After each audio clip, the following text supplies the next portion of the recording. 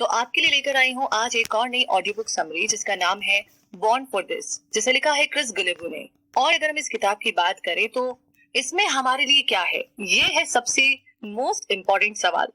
तो जिस काम को करने के लिए आप पैदा हुए हैं उसे ढूंढेंगे आप आज इस किताब के थ्रू। जी हाँ, क्योंकि हर कोई चाहता है कि उसे बेस्ट नौकरी मिल जाए। हम सब चाहते हैं कि हम वो काम करें जो हमें करना बहुत पसंद है, ताकि हमें ये महसूस ना हो कि हम काम कर रहे हैं।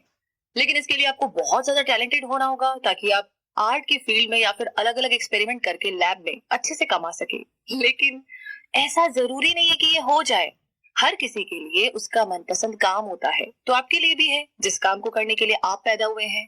आपके पास इसको करने के लिए बहुत सारी स्किल्स है और ये आपका मनपसंद काम है, और ये वो काम है जिसमें आपको बहुत रुचि है, आपका इंटरेस्ट है। आपको सिर्फ उस काम को ढूंढना है, पर हमारी आउटडेटेड सोच करियर को लेकर के आपको ये करने से रोक रही है। तो यहाँ पर ये किताब आपके काम आती है। ये आपको आपके करियर में किस तरीके से आगे जाना है ये बताएगी, और कहाँ से ढूंढना शुरू करना है इसमें भी आपकी मदद करेगी।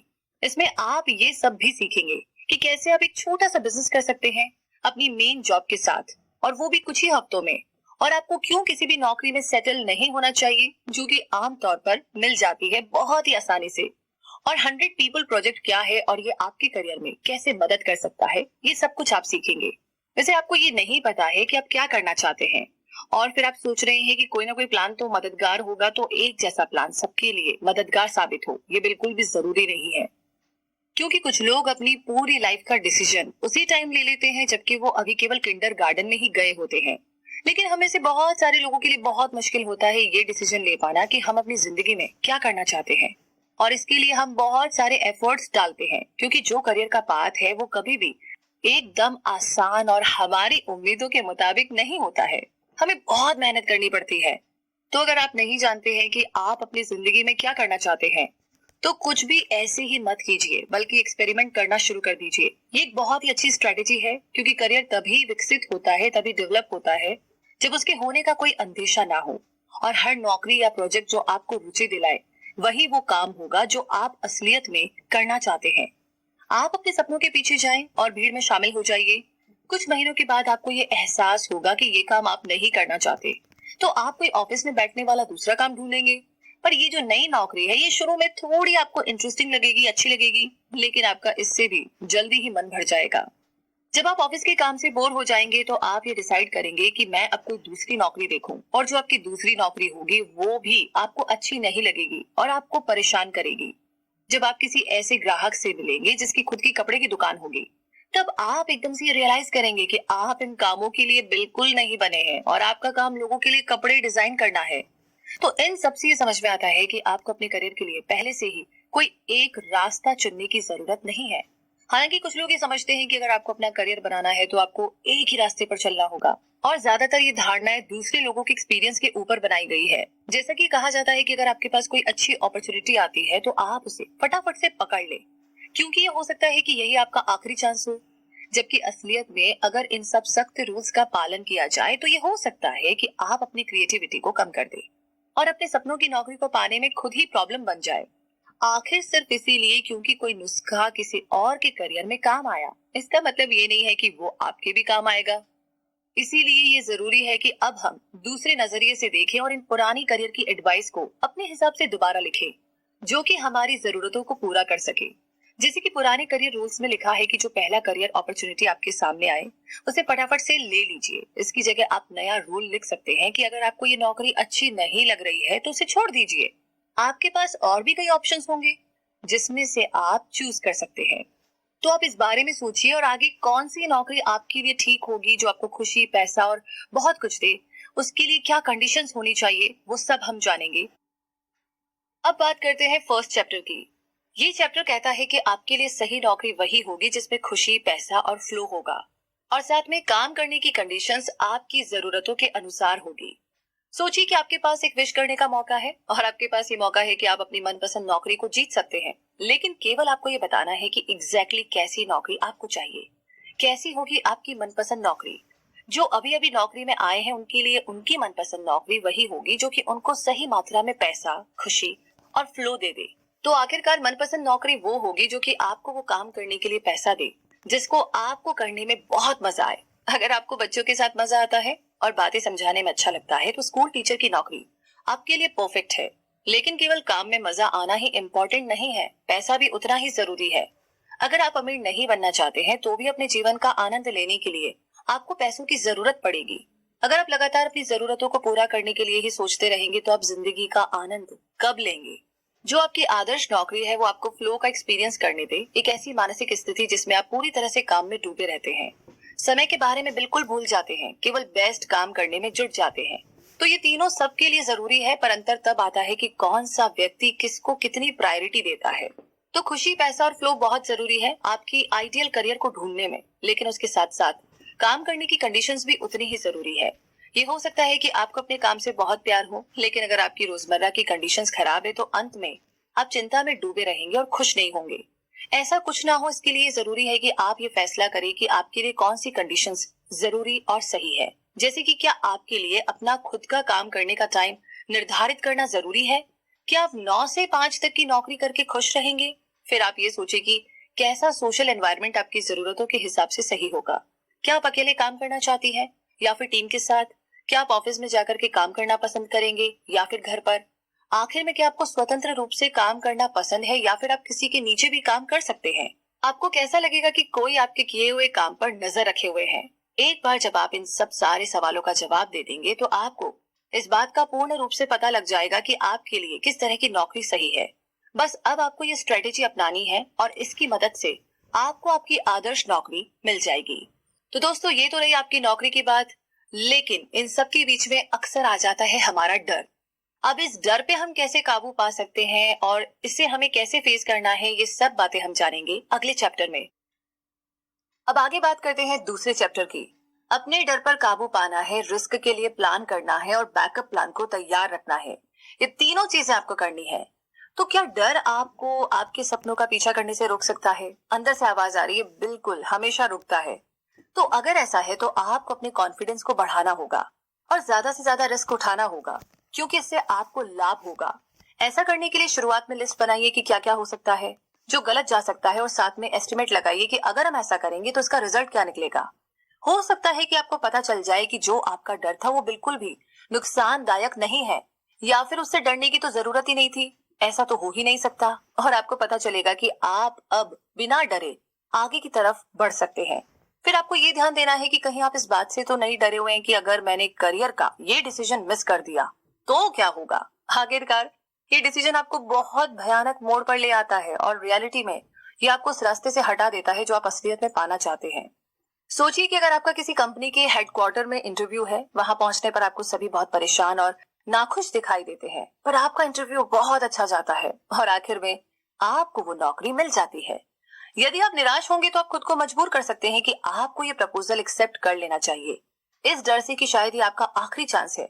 फिर चाहे वहां का एनवायरनमेंट ही आपको क्यों ना डरा रहा हो, अगर आप अपने डर को अपने आप पर हावी होने देंगे कि कहीं मेरे से ये अपॉर्चुनिटी मिस ना हो जाए और ये आपके डिसीजन को अफेक्ट करेगा, तो हो सकता है कि आखिर में आप दुखी हो जाए। और लास्ट में अपने आप को हर रिस्क के लिए तैयार रखें, बैकअप प्लान्स बनाएं और अपने आप को सुरक्षित रखने के लिए हर मुमकिन कोशिश करें। लेकिन किस तरह?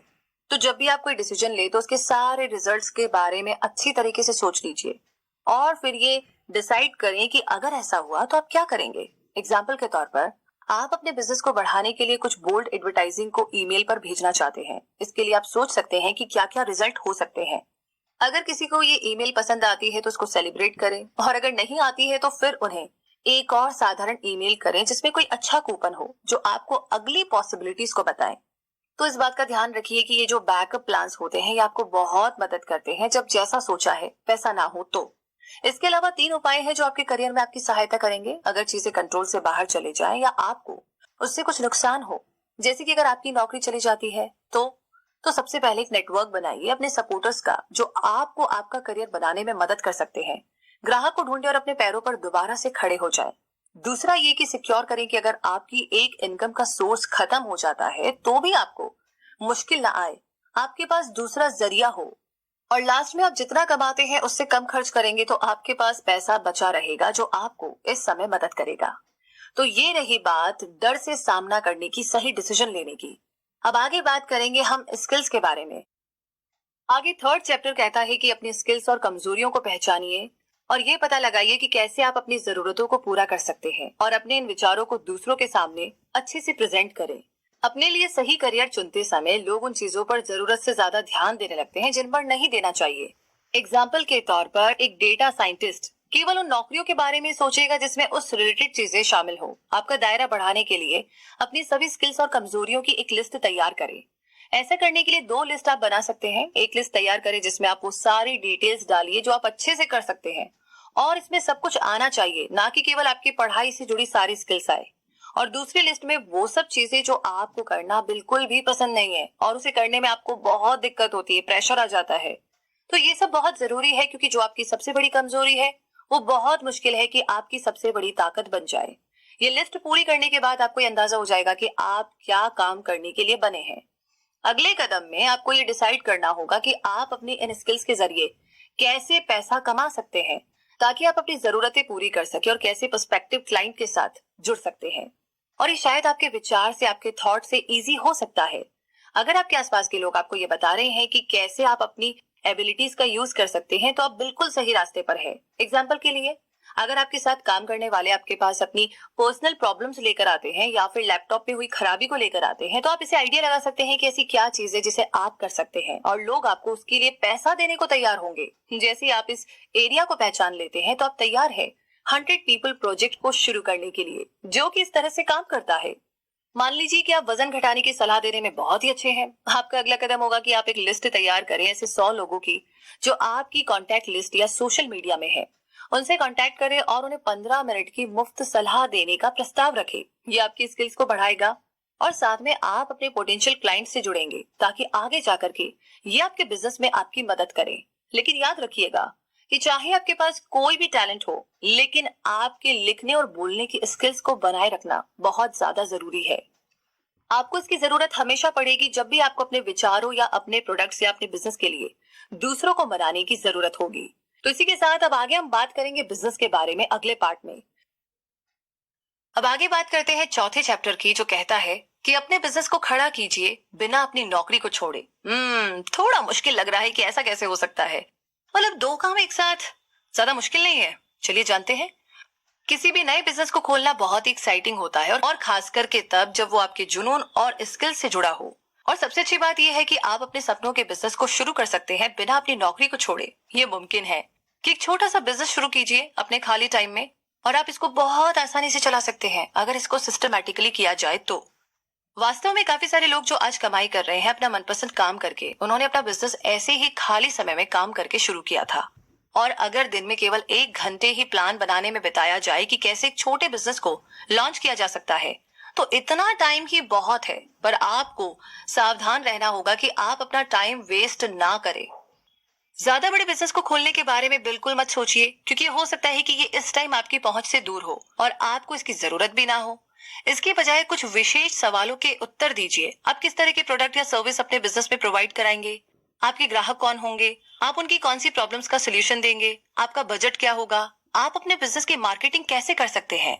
तो ये सारे क्वेश्चंस बहुत ही अच्छे हैं क्योंकि आप इनका आंसर उस टाइम में दे सकते हैं जो कि आपने पूरी तरह से अपने बिजनेस के काम करने के लिए अलग किया हुआ है। फिर जब आप अपनी प्लानिंग पूरी तरह से बना लेते हैं तो आप अपना टाइम उस बिजनेस को कैसे करना है उसके ऊपर विचार कर सकते हैं।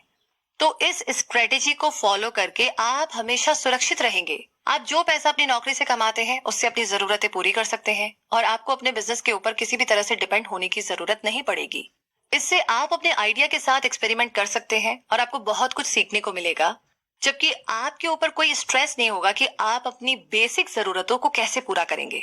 और अगर आपका बिजनेस अच्छे से चल जाता है तो आपके पास एक दूसरा सोर्स हो जाएगा इनकम का, जिससे कि आप फाइनेंशियली और ज्यादा मजबूत हो जाएंगे। यदि आप अपनी 9 से 5 की नौकरी को छोड़ना चाहते हैं और अपने बिजनेस को पूरा टाइम देना चाहते हैं तो आपको ये करना चाहिए, पर केवल तभी जब आपका बिजनेस इतना पैसा दे रहा हो कि आपका गुजारा आराम से हो जाए। अपने लिए खुद की नौकरी बनाइए या फिर अपना एजेंट बन जाए। जी हाँ, बहुत सारी स्ट्रेटेजीज नौकरी ढूंढने के लिए शुरू में तो एक बहुत अच्छा थॉट लगता है, लेकिन बाद में वो टाइम की बर्बादी साबित होता है। और सच्चाई ये है कि इनमें से ज्यादातर वही होते हैं। इसीलिए अगर आप जिस रास्ते पर चल रहे हैं वो आपको आपके करियर में सफलता नहीं दिलाते तो अपना काम खुद शुरू कर दें। आखिरकार आप उन सारे घंटों और अपनी मेहनत का हिसाब लगाइए जो कि आप अपना लिंक्डइन प्रोफाइल अपडेट करने में या फिर किसी नौकरी के फेयर्स में जाकर के कोशिश करने में बिताएंगे। तो लास्ट में आपके हाथ कुछ नहीं लगेगा। ये स्ट्रेटेजीज उतनी ज्यादा लाभदायक नहीं होती है क्योंकि काफी सारे अच्छे और काबिल एप्लीकेंट्स इसको पहले से ही उपयोग कर रहे हैं। इसका मतलब है कि बहुत सारे कॉम्पिटिटर्स और कुछ तो इनमें से उस नौकरी के लिए बहुत ही अच्छे होंगे। इसीलिए ये बेहतर होगा कि ऐसी नौकरी बनाई जाए जो कि आपके लिए बिल्कुल सही हो, या फिर कोई ऐसी कंपनी ढूंढी जाए कि इसको ऐसी नौकरी को बना सके। कुछ लोग तो अपने लिए डेजिग्नेशन भी बनाते हैं, जैसे कि टॉनी ने खुद को न्यूयॉर्क सिटीज का मेयर बनने के लिए नामित किया, जो उनकी को वर्किंग स्पेस थी। याद रखिए कि यह स्ट्रेटेजी का उपयोग केवल कंपनी के अंदर ही नौकरी ढूंढने के लिए सबसे ज्यादा उपयोगी है, लेकिन हो सकता है कि शायद आप अपनी क्रिएटिविटी के साथ अपने लिए पैसा कमाना चाहे। अगर ऐसा है तो अपने मैनेजर और प्रमोटर खुद बन जाइए। अगर आप अपने आप को एक तहखाने में बंद कर देंगे और सारा दिन उधर कला का काम करेंगे, आर्ट का काम करेंगे, तो लोग ये नहीं जान पाएंगे कि आप कौन है, भले ही आपका काम कितना भी अच्छा क्यों ना हो। इसका मतलब ये नहीं है कि आप अपने काम के लिए अकेले में प्रेरणा ना ले, जो कि आपके काम की और ज्यादा आकर्षक बनाएगा, बल्कि दुनिया में जो कला का काम है वो बदल चुका है और अब आपको बहुत कुछ करना होगा उसको ऊंचाई तक पहुंचाने के लिए। लेखक, संगीतकार और विजुअल आर्टिस्ट एक जमाने में अपने पब्लिशर्स के लिए पूरी तरीके से निर्भर होते थे रिकॉर्डिंग के लिए, ताकि उनकी कला हर जगह पहुंच सके और इसके बदले में वो पब्लिशर को अपनी कमाई का एक हिस्सा देते थे। लेकिन आज वो अपने आप खुद के काम के बारे में बता सकते हैं और हर जगह पहुंच सकते हैं। तो शुरुआत अपने प्रशंसकों से करें और अपने दर्शकों की संख्या को बढ़ाएं। बस ये काम किसी अच्छे से सोशल प्लेटफॉर्म के द्वारा करें जहां पर आपको वो दर्शक मिल सके जो आपके काम की सराहना करेंगे। तो ये किसी सोशल मीडिया के माध्यम से या कॉन्फ्रेंस में भाग लेकर के या किसी और आपके पसंदीदा तरीके से, जहां पर आप अपने आप को अच्छी तरीके से लोगों के सामने रख सके, कर सकते हैं। और लास्ट में ये पता लगाना बहुत जरूरी है कि आपको पैसा कैसे दिया जाएगा, और पैसा आप अपनी पेंटिंग्स को बेचकर, को फंडिंग या फिर ब्लॉग्स पर एडवर्टाइज करके भी कमा सकते हैं। तो इसी के साथ अब अगले चैप्टर की ओर बढ़ने का टाइम हो गया है और आगे हम बात करेंगे पैशन के बारे में। अब बात करते हैं चैप्टर नंबर 5 की, जो कहता है कि इसमें कुछ गलत नहीं है कि अगर आप अपने अलग अलग पैशंस पर काम करते हैं। जी हाँ, आप बिल्कुल ठीक सुन रहे हैं, आप बहुत सारे काम कर सकते हैं। तो क्या आप इस सवाल से वाकई में जूझ रहे हैं कि आप अपनी लाइफ में क्या करना चाहते हैं, इसलिए यही दिमाग में घूम रहा है? अगर ऐसा है तो ये हो सकता है कि आप ये सोच रहे हैं कि आपको एक बार में ही डिसाइड करना है कि आप क्या करना चाहते हैं। कोई अचानक से एक चीज होनी चाहिए, बस यही मेरी स्किल, यही मेरा पैशन। असलियत में आपको एक ही काम को नहीं चुनना चाहिए और उस पर सारी उम्र अटल नहीं रहना चाहिए। उसकी बजाय आप अपने करियर को अपनी जरूरतों के हिसाब से बदल सकते हैं या फिर अपनी रुचि या इंटरेस्ट के हिसाब से भी चेंज कर सकते हैं। आखिरकार आपने कोई कॉन्ट्रैक्ट पर हस्ताक्षर थोड़ी ना किया है कि आप अपना सारा जीवन, सारी लाइफ सिर्फ एक ही काम करने में बिता देंगे। और ये एक अच्छी बात है कि जिंदगी में चेंजेस आते रहने चाहिए और आपकी जरूरतें और रुचि भी बदलती रहती है जैसे जैसे आप बदलते हैं। अगर आप किसी बच्चे की परवरिश कर रहे हैं तो आप 9 से 5 की नौकरी को पसंद करेंगे क्योंकि उसमें एक फिक्स टाइम है। लेकिन दूसरी सिचुएशन में आप एक ऐसी जिंदगी पसंद करेंगे जो कि रोमांच से भरी हुई हो। एक खुशहाल जिंदगी इस बात पर निर्भर करती है कि आपकी चुनने की कैपेसिटी कैसी है।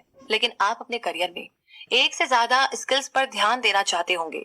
ये जरूरी नहीं है कि अगर आप कई सारे इंटरेस्ट को एक साथ आगे बढ़ाते हैं तो ये आपके करियर में हानि पहुंचाएगा। ऐसा बिल्कुल नहीं है। आप इन सारे कामों के बीच में बैलेंस कैसे बना सकते हैं, ये है जरूरी सवाल। तो इसका एक अच्छा तरीका है कि आप अपने काम को कुछ टाइम के लिए बार बार बदलते रहें, जिससे कि आपका एक टाइम में पूरा ध्यान एक ही काम पर रहेगा और आपके अलग अलग प्रोजेक्ट्स एक साथ पूरे हो जाएंगे।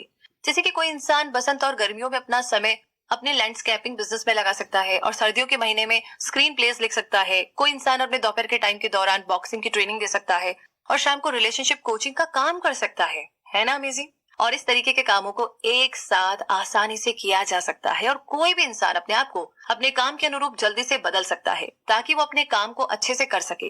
वैसे याद रखिए कि बहुत सारे तरीके हैं अपनी लाइफ को अच्छे से जीने के लिए। तो अपने पैशन को ढूंढिए और खुद को उसे करने के लिए तैयार कीजिए।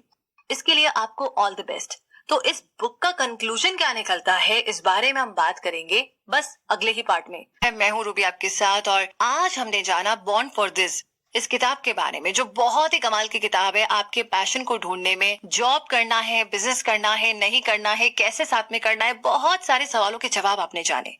तो बात करें अगर इसके कंक्लूजन की, तो जिस काम को आप करने के लिए बने हैं उसे ढूंढना और करना इतना आसान नहीं है। इसीलिए अपने दिमाग को खुला रखिए और आपके पास जितनी भी स्किल्स है उन सबका यूज कीजिए, प्रयोग कीजिए और अपने पैशन को फॉलो कीजिए, चाहे फिर वो आपको कहीं भी ले जाए। इसी के साथ एक्शनेबल एडवाइस की बात करें तो अगली बार जब आप अपना न्यू ईयर रेजोल्यूशन बनाएंगे तो ये वादा कीजिए कि साल में एक बार कम से कम आप अपने आप को अपनी दिनचर्या से फ्री होकर के कुछ अलग जरूर करेंगे। हो सकता है कि वो योगा टीचर ट्रेनिंग का कोर्स हो जो आप करना चाहते थे, या फिर खुद को पार्क में स्पेशल ट्रीट देना चाहते थे वीकेंड पर।